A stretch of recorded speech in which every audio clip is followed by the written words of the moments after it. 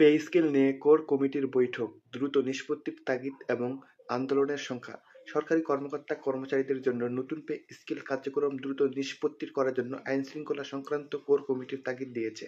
সোমবার ৮ই ডিসেম্বর সচিবালয়ের স্বরাষ্ট্র মন্ত্রণালয়ের জে অব জাহাঙ্গীর আলম চৌধুরীর সভাপতিত্বে অনুষ্ঠিত এই গুরুত্বপূর্ণ বৈঠকে উঠে আসে যে বেতন কমিশনের সুপারিশ বাস্তবায়নে সরকারি কর্মচারীদের সংগঠনের নেতারা ইতিমধ্যে আলটিমেটাম দিয়েছে যে যদি পে স্কেল কার্যক্রম দ্রুত তাড়াতাড়ি সম্পূর্ণ না হয় তাহলে কর্মচারীরা আগামী জানুয়ারি মাসে ভোটের আগেই আন্দোলনে নামতে পারেন। মূলত গত জুলাইয়ের গঠিত পে কমিশনকে সুপারিশ জমা দেওয়ার জন্য আগামী 14 ফেব্রুয়ারি পর্যন্ত সময় দেওয়া হলেও কর্মচারীদের বিভিন্ন সংগঠন 30 নভেম্বরের মধ্যে সুপারিশ চেয়েছিল।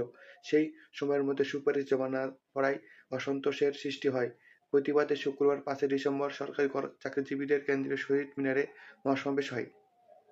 15 ডিসেম্বরের মধ্যে নতুন পে স্কেল গেজেট প্রকাশ এবং জানুয়ারি 2026 সাল থেকে নতুন বেতন কাঠামোর বাস্তবায়ন করার দাবি জানায়।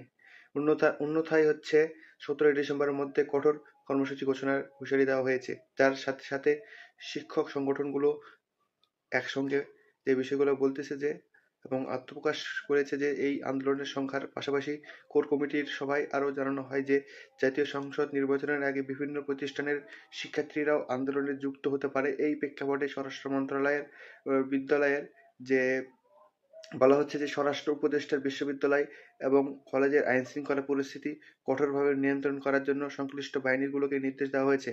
বৈঠকে উপস্থিত সদস্যরা উল্লেখ করেন যে কিছু শিক্ষার্থী অযৌক্তিক বিষয়ে রাস্তায় নেমে আন্দোলন করছে, যা ভোটের আগে এই ধরনের আন্দোলন সংখ্যা আরও বাড়তে পারে।